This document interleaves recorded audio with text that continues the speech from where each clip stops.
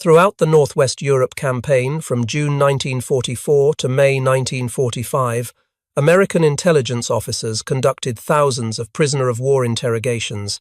The interrogation reports, now preserved in National Archives records, reveal a consistent and striking pattern. When German soldiers were asked what weapon they feared most, the overwhelming answer was American artillery. Not American tanks, not American air power. Artillery. The fear was documented in tactical behavior as well as words. German units developed elaborate procedures to avoid American artillery observation. They moved primarily at night when observation aircraft could not see them. They dispersed forces to avoid presenting concentrated targets. They limited artillery activity to brief missions followed by immediate displacement. German soldiers learned to recognize the distinctive sound of American L-4 Cub observation aircraft and would immediately take cover when they heard the high-pitched engine overhead, knowing that artillery fire would arrive within minutes. American artillery was different. Not because American guns were better, they were not. The German 105mm and 155mm pieces were excellent weapons, comparable or superior to American guns in range and destructive power. The difference was not in the hardware. The difference was in how American artillery operated as a system that German soldiers learned to fear above all other weapons on the battlefield. This fear was documented repeatedly in prisoner interrogations conducted throughout the Northwest Europe campaign. German prisoners of war interviewed in France from June through August 1944 frequently mentioned American artillery as the most frightening weapon they had encountered. The interrogation reports, preserved in National Archives records, show a consistent pattern. Germans described artillery fire that arrived with no warning, no ranging shots, no time to take cover. Fire that landed precisely on their positions even when those positions were concealed, recently occupied, or far from obvious target reference points. One Wehrmacht soldier captured near St. Lo in July 1944 told interrogators that American artillery felt like fighting an enemy who could see everything and shoot at everything simultaneously. He said German units learned to recognize the sound of the Piper L-4 Cub aircraft, the small observation planes that American artillery battalions used for forward observation. When the Cub appeared, German soldiers knew they had approximately 3 minutes before artillery fire would arrive. Not random suppressive fire, but accurate concentrated fire precisely on their positions. The timing was so consistent that German company commanders began keeping stopwatches to measure the interval between Cub sighting and first round's landing. The average was 3 minutes and 10 seconds. The speed shocked German artillery officers who understood the complexities of computing firing data. In the German system, a battery receiving a fire mission would require 12 to 15 minutes to calculate elevation, deflection, and charge settings for each gun. The calculations involved range tables, protractors, and slide rules. Every variable from wind speed to barrel wear had to be factored individually. Under combat conditions, with incomplete meteorological data or disrupted communications, the process could take 20 minutes or longer. The idea that Americans could receive coordinates, compute firing data for multiple batteries, coordinate simultaneous impact, and execute the fire mission in 3 minutes seemed impossible. But the Americans were doing it consistently. And the explanation lay in an innovation developed at the United States Army Field Artillery School at Fort Sill, Oklahoma, during the interwar period. The innovation was called the Fire Direction Center. The concept emerged from careful analysis of World War I artillery operations. American artillery officers studying the Great War recognized that artillery had been the decisive weapon, causing more casualties than any other arm. But they also recognized profound inefficiency. Massive ammunition expenditures produced limited results. The problem was not the guns, which were reasonably effective. The problem was coordination and fire control. Artillery in World War I operated largely at the battery level, with individual battery commanders controlling their own guns and computing their own firing data. Massing fire from multiple batteries required elaborate pre-planning and was rarely achieved against targets of opportunity. Major Carlos Brewer, serving as director of the gunnery department at Fort Sill from 1929 through 1933, began developing solutions. Brewer introduced a firing chart system that simplified target location and improved coordination. Instead of computing every element from scratch, batteries could plot their position and target position on a standardized chart overlaid with reference data. The chart made it easier to visualize spatial relationships between guns and targets and simplified communication of firing data. Brewer also developed survey procedures that allowed batteries to know their precise location, eliminating one major source of aiming error. But Brewer could not solve the fundamental problem of firing data computation. Even with improved charts and survey techniques, the mathematical calculations required to convert target coordinates into gun settings remained complex and time-consuming. The breakthrough came under Brewer's successor, Major Orlando Ward, who served as director of the gunnery department from 1932 through 1934. Ward developed the concept of centralized fire direction at the battalion level. Instead of each battery commander computing firing data independently, Ward created a battalion fire direction center that controlled all guns in the battalion simultaneously. The Fire Direction Center received fire missions from forward observers, computed firing data, and transmitted gun settings to all batteries. This centralization enabled true massing of fires. Multiple batteries could engage the same target with minimal delay, and fire could be shifted rapidly from one target to another as the tactical situation changed. The system was demonstrated publicly in the spring of 1931. The gunnery department successfully massed battalion fire using centralized fire direction, showing that multiple batteries could be coordinated to deliver simultaneous fire on a single target. The demonstration impressed visiting officers and validated the concept. Over the next decade, fire direction center procedures were refined and standardized. By the time the United States entered World War II, battalion-level fire direction centers were doctrine throughout the field artillery branch. But the system still required complex calculations. Fire direction officers spent years learning to use tabular firing tables, voluminous books that listed firing data for thousands of possible combinations of range, meteorological conditions, and projectile characteristics. Finding the correct data in the tables was time-consuming, and interpolating between listed values required mathematical skill. The system worked, but it was slow. The final breakthrough came in November 1940, when Captain Abbott Harrington Burns, serving at Fort Sill, invented the Graphical Firing Table.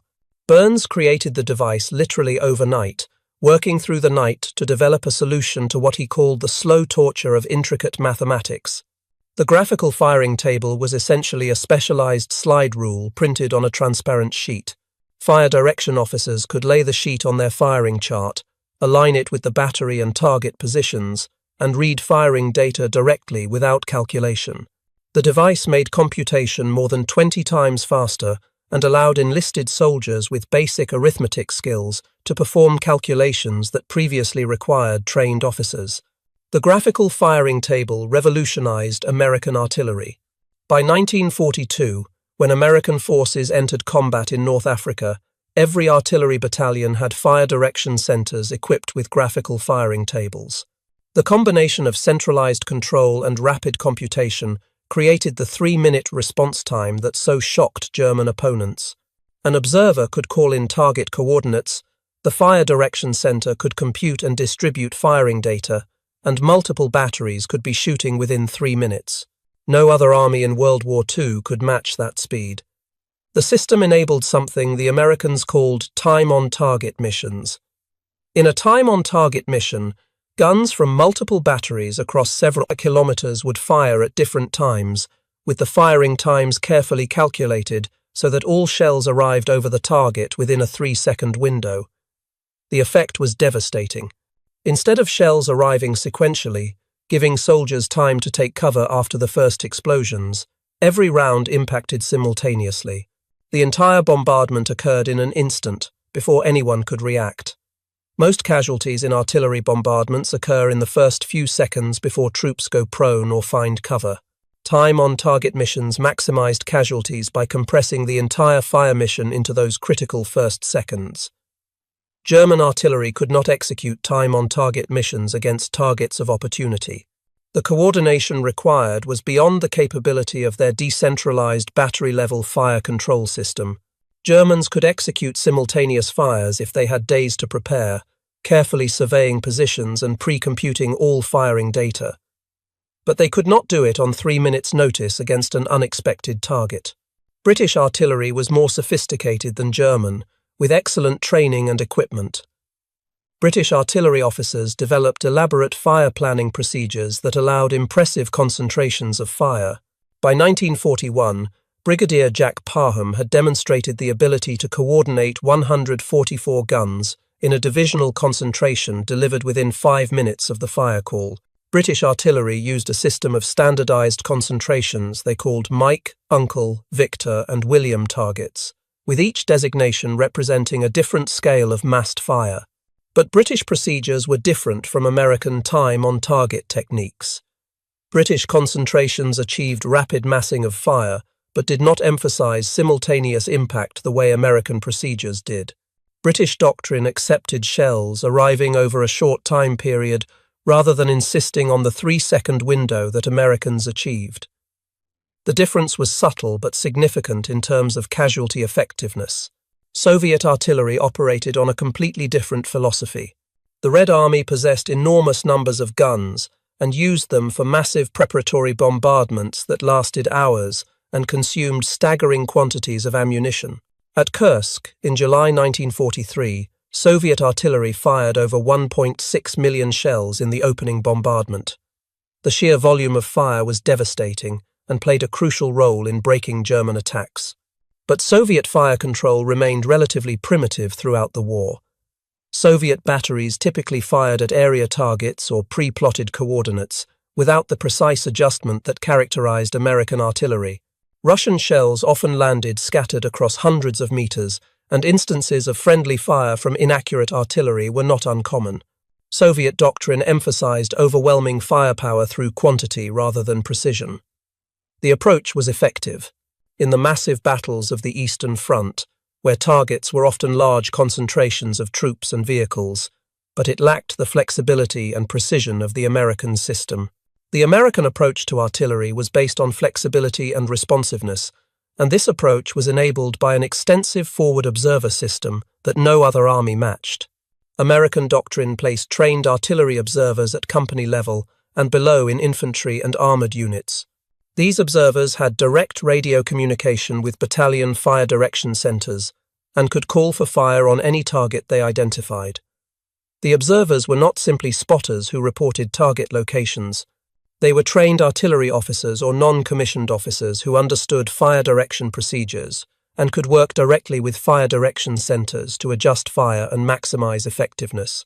Each American artillery battalion had a liaison section that provided forward observers to supported units. For a battalion supporting an infantry regiment, liaison officers would typically be assigned to each infantry battalion, with additional observers assigned down to company level as needed. The observers carried powerful radios that maintained reliable communication with fire direction centers, even in difficult terrain or under combat conditions. The SCR 610 radio, which became standard for forward observers in 1943, had a range of approximately 20 miles and was reliable enough that observers could maintain contact even when infantry units were cut off or surrounded. Forward observers were trained to locate targets accurately using maps and visual estimation. They carried plotting boards, compasses, and binoculars. A trained observer could estimate range to a target within 50 meters at distances up to 2,000 meters, sufficient accuracy for the fire direction center to compute effective firing data. The observers were also trained in adjustment procedures, calling corrections to walk artillery fire onto targets that were initially missed.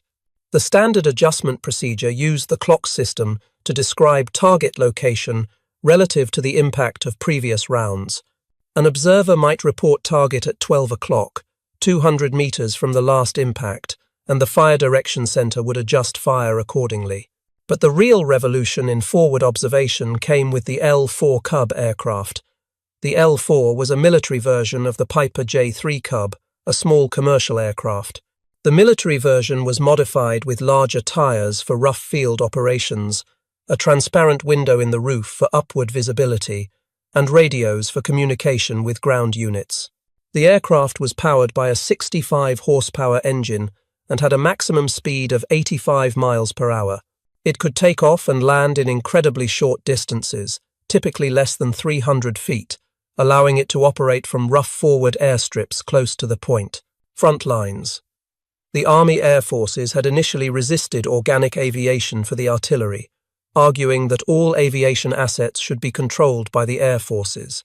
But artillery officers argued that effective fire control required observers who understood artillery procedures and who were directly integrated into artillery command structures. After considerable bureaucratic conflict, the War Department approved organic field artillery aviation in 1942. Each artillery battalion received 2 L-4 aircraft and trained pilots who were artillery officers. The L-4s transformed artillery effectiveness. From an altitude of 1,000 to 1,500 feet, an aerial observer could see terrain for miles in every direction. Targets that would be completely invisible to ground observers, units enfilade behind hills, artillery positions hidden in tree lines, supply convoys moving on roads behind enemy lines, all were visible from the air. The aerial observer could identify targets, estimate their coordinates using maps and visual reference points, and call for fire directly to the Fire Direction Center. More than 5,400 L-4 aircraft were produced during the war, and more than 2,700 served with field artillery units in Europe. The presence of an L-4 overhead became a signature indicator that American artillery was active in the area. German soldiers learned to recognize the distinctive sound of the Cub's small engine and to take cover immediately when they heard it.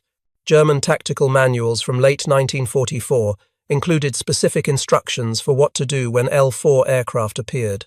Units were ordered to cease movement, disperse to maximum extent possible, and take cover.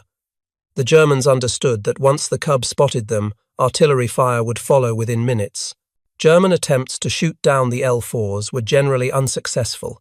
The small aircraft flew low and slow, making them difficult targets for anti-aircraft guns designed to engage fast-moving fighters and bombers at high altitude. The L-4s were agile enough that pilots could see anti-aircraft fire and take evasive action. German fighters could catch the L-4s easily, but fighter patrols in forward areas were dangerous due to American air superiority, and German fighters tasked with intercepting Cubs often found themselves engaged by American fighter escorts. Many L-4 pilots flew their entire combat tours without being shot down, despite operating constantly over enemy territory. The L-4 pilots developed close working relationships with the fire direction centers they supported. A battalion aerial observer might fly daily missions with the same fire direction officer coordinating his fires. The team would develop efficient communication procedures, with the observer able to describe targets in shorthand that the fire direction officer understood immediately. The speed and accuracy of this coordination was extraordinary. An experienced aerial observer team could identify a target, call for fire, and have shells landing within 2 to 3 minutes. The observer would then adjust fire if needed, often achieving direct hits on small targets like individual vehicles or single artillery pieces. The psychological effect of the L-4s on German forces cannot be overstated. The constant presence of American observation aircraft meant German units could never feel safe, even in rear areas. Supply convoys had to move at night, or risk being spotted and destroyed. Artillery batteries had to remain under cover during daylight hours. Reserve units could not assemble in obvious locations. The L-4s forced German forces into a state of constant vigilance and limited their operational freedom during daylight hours. The integration of aerial observation with the Fire Direction Center system created a level of battlefield awareness that was unprecedented. Fire Direction Centers maintained detailed maps showing friendly unit positions, known enemy positions, suspected enemy locations, and no fire areas where friendly forces might be present. When an aerial observer reported a target, the Fire Direction Center could immediately evaluate whether the target was in a safe area for engagement, which batteries were in range, and how much fire was appropriate for the target type. The entire decision cycle, from target identification to rounds on target, could be completed in under 3 minutes for urgent targets. This flexibility was revolutionary. German doctrine assigned specific batteries to support specific units in rigid command relationships. A German infantry battalion might have a designated artillery battery in direct support, and that battery would fire missions for that battalion. But if the battalion needed more fire than one battery could provide, requesting additional support required coordination through higher headquarters, a time-consuming process. American forward observers could request fire from any battery in range, and the Fire Direction Center could mass fires from an entire corps artillery if the target warranted it. General Omar Bradley, commanding the 12th Army Group, noted in his post-war memoir that the Fire Direction Center system allowed extraordinary concentrations of fire. During the Battle of the Bulge, artillery on the northern shoulder of the German penetration coordinated fire from 348 guns belonging to different divisions and corps. The guns were spread across dozens of kilometers, belonged to different units, but were all controlled through coordinated fire direction centers that could mass their fire on critical targets within minutes. The effectiveness of American artillery is documented in numerous battle accounts. At the Battle of Mortain in early August 1944, German forces launched Operation Luetich, a desperate counterattack attempting to cut off American forces that had broken out of Normandy. The attack began before dawn on August 7th, with German armor and infantry advancing rapidly in the pre-dawn darkness when American air superiority could not intervene. German commanders hoped to reach Avranches on the coast, cutting off Lieutenant General George Patton's Third Army forces that had broken through into Brittany. The German attack initially made progress against surprised American units, but as daylight came, American artillery observers in L4 Cubs took to the air and began directing devastating fire onto German columns. The 230th Field Artillery Battalion, supporting the 30th Infantry Division, fired thousands of rounds throughout the day. Individual batteries fired so continuously that gun barrels overheated and had to be allowed to cool. Ammunition stocks were depleted and resupply trucks ran constantly between ammunition dumps and gun positions. The artillery fire was so accurate and so intense that German tank commanders reported being unable to maneuver. Every time German tanks attempted to advance or reposition, artillery fire would land precisely on their location within minutes. The combination of American artillery and fighter-bomber attacks, both directed by aerial observers who could see the entire battlefield, stopped the German offensive cold. By August 8th, it was clear the attack had failed. By August 10th, German forces were retreating, and what had been intended as a decisive counter-offensive had become a disaster as Allied forces encircled and destroyed much of the German 7th Army. Lieutenant Ralph Curley, commander of E Company, 2nd Battalion, 120th Infantry Regiment, 30th Infantry Division, directed artillery fire onto his own position when German forces attacked Hill 314 near Mortain. When the German 17th Panzer Grenadier Division assaulted E Company's perimeter just after 8 in the evening on August 7th, Curley called for artillery fire danger close to his own location. 84 howitzers delivered a devastating 5-minute barrage that broke the German attack. American soldiers found whatever cover they could to survive the friendly fire, while German attackers were unable to withstand the onslaught and retreated.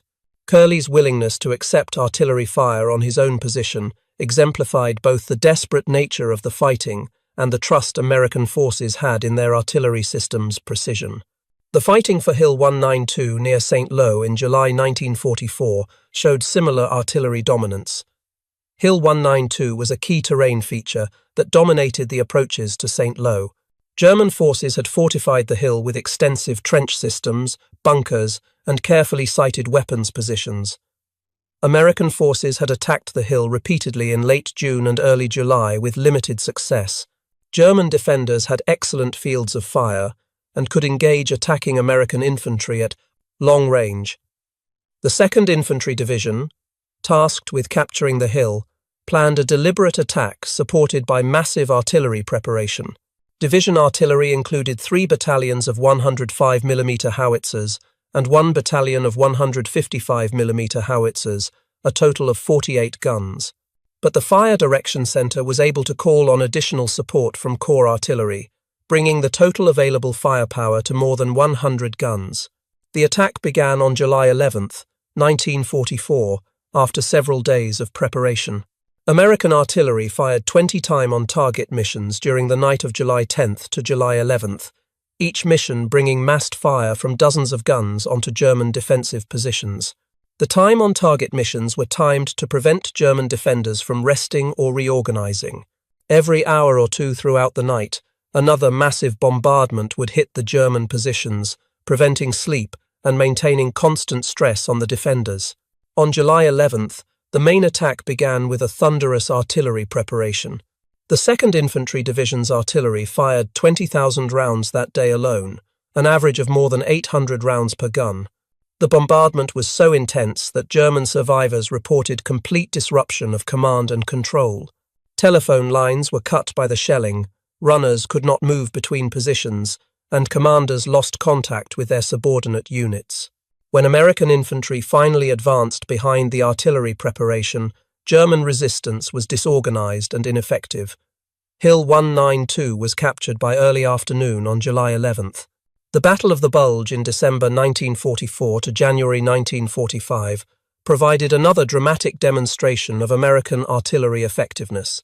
When German forces launched their surprise offensive on December 16th, they achieved tactical surprise and made significant initial gains. But American artillery recovered from the initial shock within hours and began delivering coordinated fire across the entire front.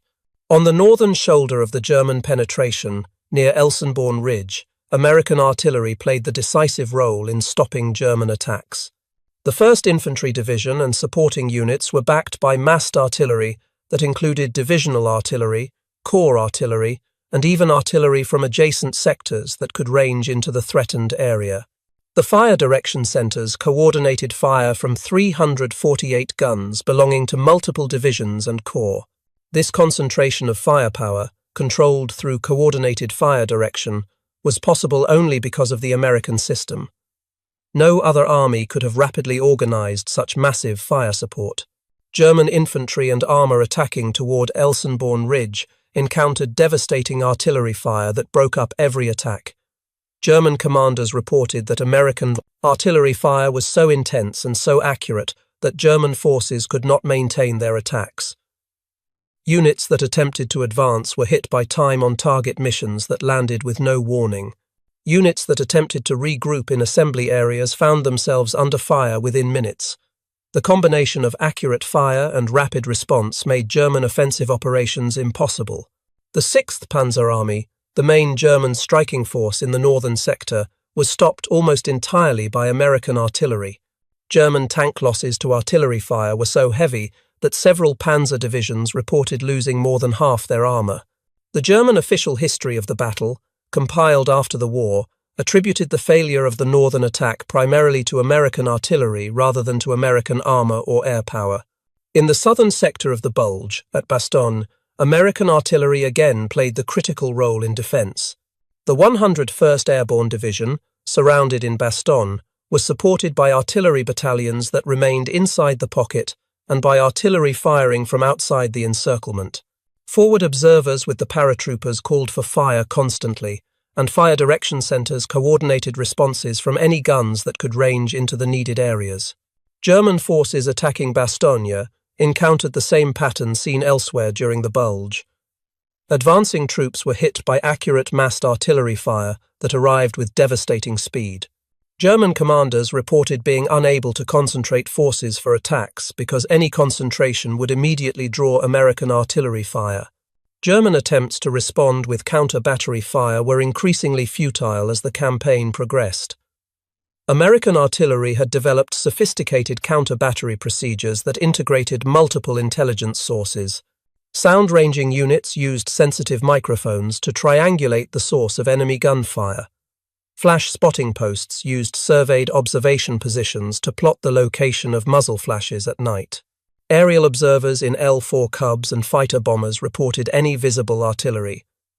Prisoner interrogations provided information about unit locations and artillery positions. All of this intelligence flowed into fire direction centers that maintained detailed maps of known and suspected German artillery positions. When German guns fired, American intelligence systems detected them within seconds. The coordinates went immediately to counter-battery fire direction centers with highest priority.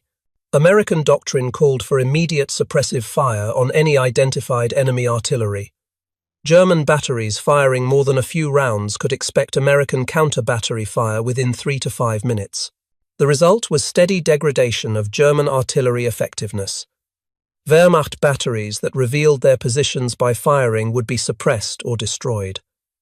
German artillery officers learned to fire brief missions and immediately displace, hoping to escape before counter-battery fire arrived. But displacement was time-consuming, especially for horse-drawn artillery, which still comprised the majority of German guns. Many batteries were caught and destroyed during displacement. Others avoided destruction only by severely limiting their activity, firing only a few rounds per day, and only when the tactical situation was desperate. The ammunition situation made German problems worse. By mid-1944, Allied air interdiction had devastated German logistics. Convoys and railroads were under constant attack. Ammunition production was declining as strategic bombing damaged factories and disrupted raw material supplies. German artillery batteries in Normandy operated under severe ammunition rationing. The Army Historical Foundation documents that German 5th Panzer Army artillery supporting operations in Normandy could fire only about 10% of the ammunition volume that British artillery fired in the same sector. The disparity was not due to fewer guns, but to lack of ammunition.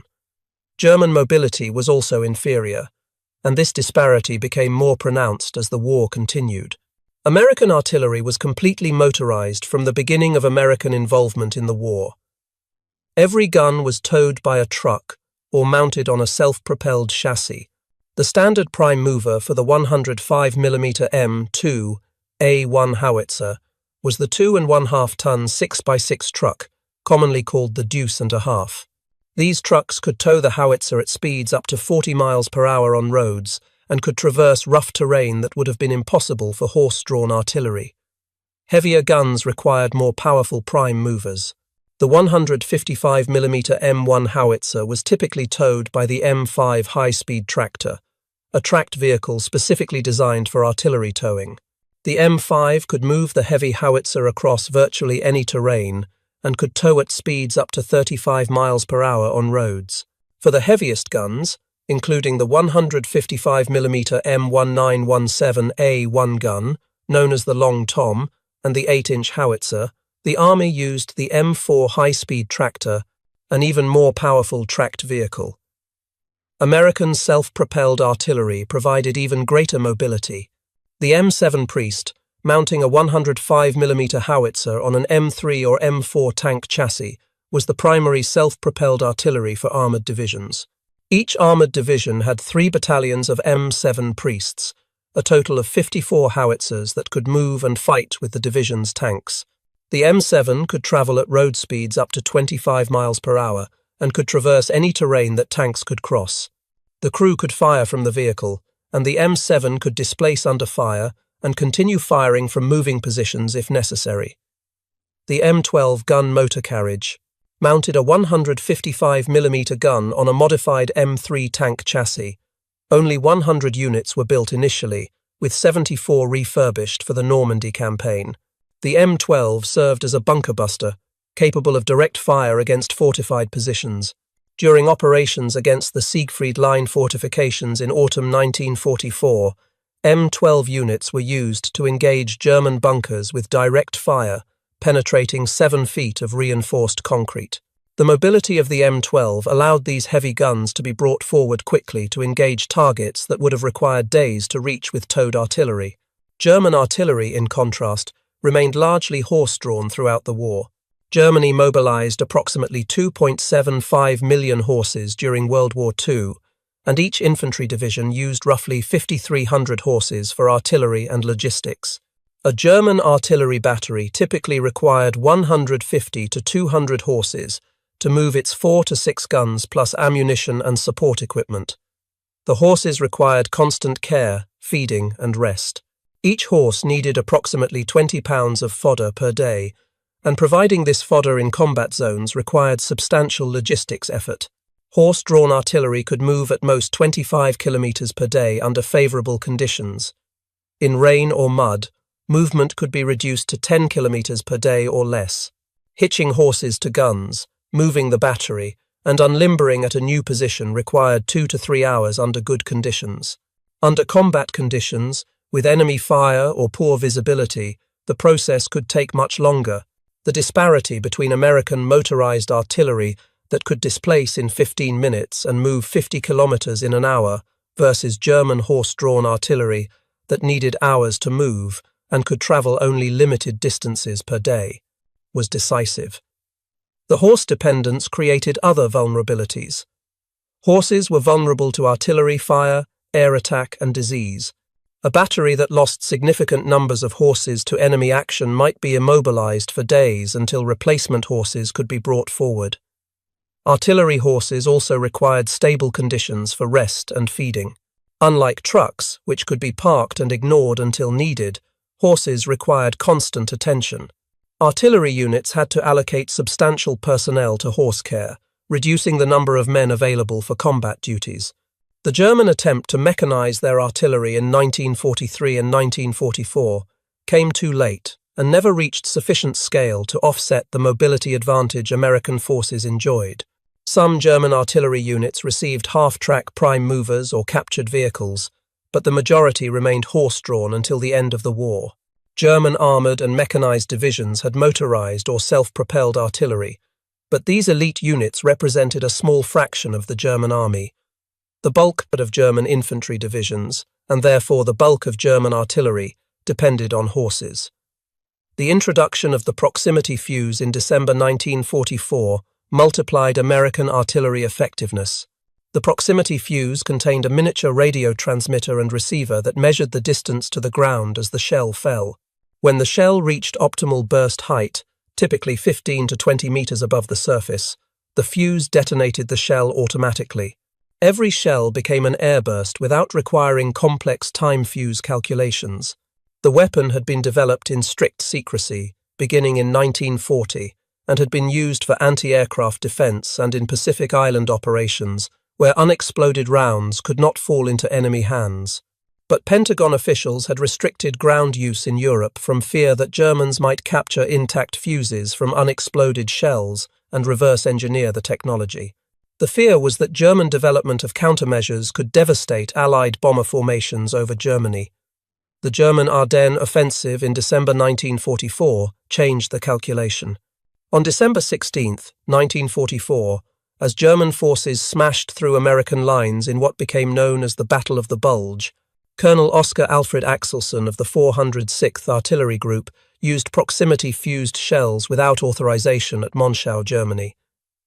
Axelson decided the emergency overrode the restrictions. His decision proved correct. The proximity-fused shells were devastatingly effective against attacking German infantry. General Dwight Eisenhower formally requested clearance to use proximity fuses in ground combat on December 19th. 2 days later, on December 21st, all restrictions were removed. Proximity-fused shells were rushed to the front. The effectiveness against troops in trenches and foxholes was dramatic. Positions that would have provided good protection against contact-fused shells, which detonate on ground impact, offered no protection against overhead airbursts.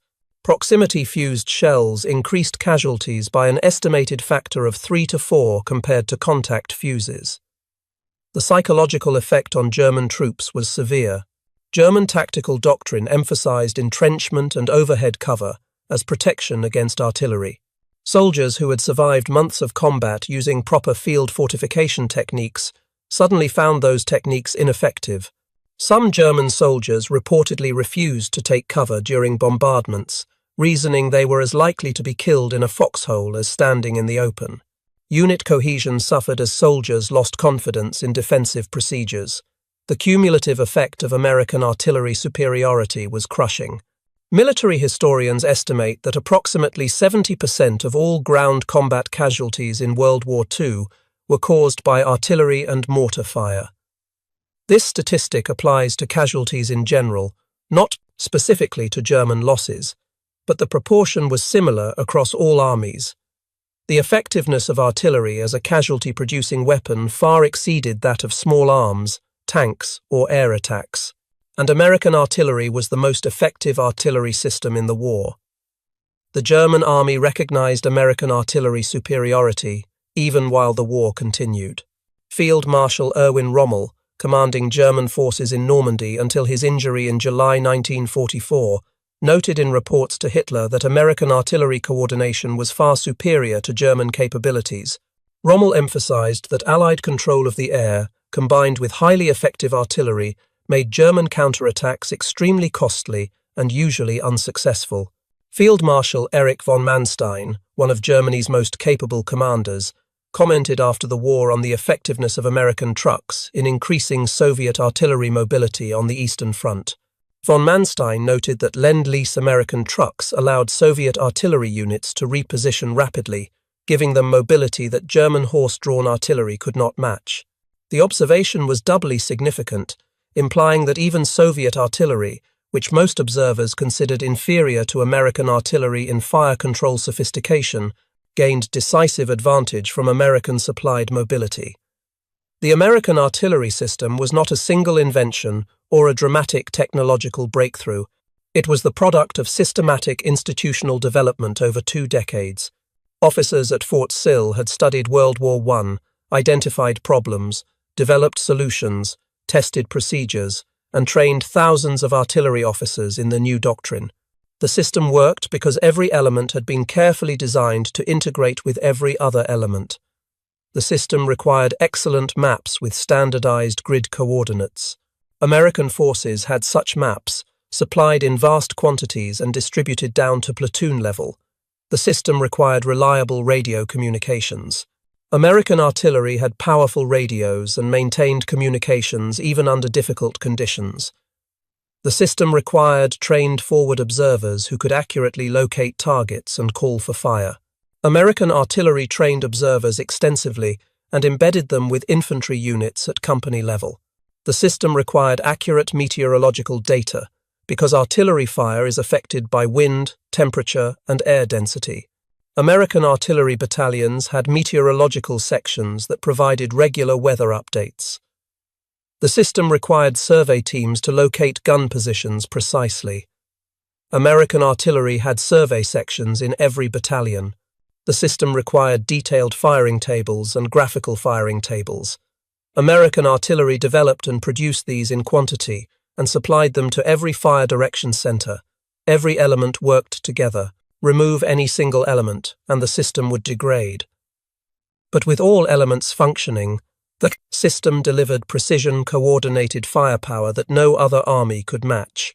German soldiers in foxholes facing that system learned to fear the sound of the Piper Cub engine overhead because they knew that sound meant death was 3 minutes away.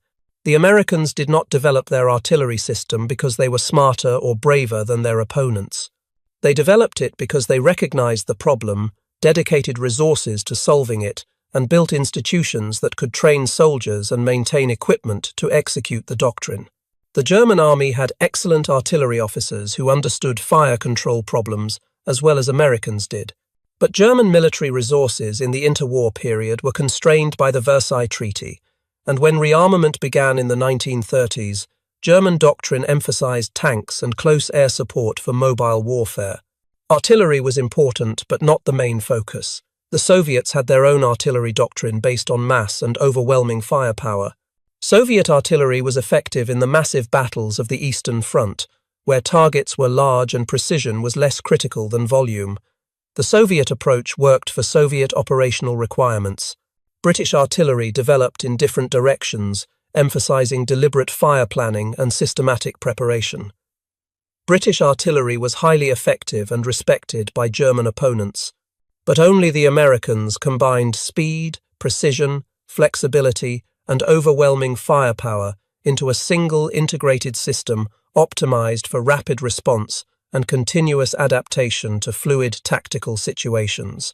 The Fire Direction Center system allowed American artillery to function like a single weapon with hundreds of barrels, all controlled by a single mind, capable of massing devastating fire anywhere within range, within minutes of a target being identified. Major General Carlos Brewer, who pioneered much of the early doctrine, retired from the army in 1946. He had commanded the 12th Armored Division during training but was not permitted to lead it in combat due to his age. He requested reduction in rank to colonel so he could serve as an artillery officer in Europe. He served on Corps artillery staffs during 1944 and 45, advising on fire control procedures and helping coordinate the massive artillery concentrations that supported Allied offensives. After the war, he returned to Kentucky, managed a small farm, and never sought publicity for his role in developing artillery doctrine. He died in 1976 at age 85. Major General Orlando Ward, who developed the Fire Direction Center concept, had a longer military career. He commanded the 1st Armored Division in North Africa and later served as commandant of the Field Artillery School during World War II. After the war, he remained in the army and eventually retired as a lieutenant general. He wrote extensively about combined arms, operations, and artillery employment, publishing articles in professional military journals. He died in 1972 at age 79. His papers are archived at the Army Heritage and Education Center at Carlisle Barracks, Pennsylvania. Neither Brewer nor Ward received widespread public recognition for their contributions. No monuments were built, no popular histories told their stories. The official histories of World War II artillery credit the Field Artillery School generally and mention many individuals, but Brewer and Ward appear primarily in specialized military publications rather than popular accounts. Yet their work saved thousands of American and Allied lives by enabling artillery to suppress enemy forces so effectively that infantry and armor could advance with reduced casualties. And their system killed tens of thousands of Axis soldiers who had no effective defense against precision coordinated fire. The Fire Direction Center concept spread throughout the American military and became standard NATO doctrine after the war. The Soviets developed their own version of centralized fire control, though it remained less flexible than the American system. Modern artillery fire direction is directly descended from the concepts developed at Fort Sill in the 1930s and refined through World War II. Digital computers have replaced graphical firing tables, and GPS has replaced survey techniques, but the fundamental concept remains unchanged. Centralized control, pre-computed data, rapid coordination of multiple batteries, flexible allocation of fire support assets. The story of American artillery superiority in World War II is not a story of individual heroism, though individual artillerymen certainly performed heroically. It is not a story of technological miracles, though the proximity fuse and other innovations were important. It is a story of systematic institutional development, of doctrine written carefully in peacetime by officers thinking about future wars, of training programs that drilled procedures until they became automatic, of logistics systems that supplied millions of shells to thousands of guns operating continuously for months. It is a story of communications networks that kept artillery coordinated even under the chaos of combat, of maps and surveys and meteorological data and firing tables all prepared in advance so that when combat began, the system would work, of thousands of officers, non-commissioned officers, and enlisted soldiers who learned their roles and executed them professionally under intense pressure. The German army had excellent artillery equipment and skilled crews. But Germany did not have a system. German artillery operated battery by battery, with limited coordination and no centralized control capable of rapidly massing corps-level fires against targets of opportunity. When German artillery faced an enemy with a true integrated artillery system, backed by the largest industrial economy in the world, German guns were simply overwhelmed. The war in Europe ended on May 8, 1945. American artillery fired its last combat missions that morning, suppressing scattered German resistance in Czechoslovakia and Austria. The guns fell silent. Forward observers packed their radios. Fire direction centers shut down their plotting boards. The system that had broken so many German attacks, that had enabled Allied victory at acceptable cost in casualties, stopped operating. But it did not disappear. The doctrine survived. The training survived. The institutional knowledge survived. When American artillery went to war again in Korea, in Vietnam, In the Persian Gulf and Iraq, the system worked, the weapons changed, the technology improved, but the fundamental concept remained. Centralized fire direction, rapid response, flexible coordination, massed fires delivered with precision against any target within range. That is how wars are won. Not through spectacular battles or individual acts of courage, though those matter. Wars are won through logistics, training, doctrine, and systematic execution. Through officers in classrooms developing procedures, technicians maintaining equipment, logisticians moving supplies, and soldiers executing their tasks professionally under pressure. Through the thousands of unglamorous activities that make military systems function effectively. American artillery in World War II worked because the system had been carefully designed, thoroughly tested, properly resourced, and professionally executed. German soldiers facing that system learned that there was no defense. They could dig deeper, move faster, hide better. But when the Piper Cub appeared overhead, artillery fire would arrive with mathematical precision. That certainty, that inescapability, that mechanical efficiency of death from above broke the Wehrmacht's ability to fight effectively in Western Europe. Not tanks, not air power, artillery. The weapon that the Americans had perfected through years of careful development. The weapon that gave no warning, offered no escape, and demonstrated that modern war is won by systems and institutions rather than individuals.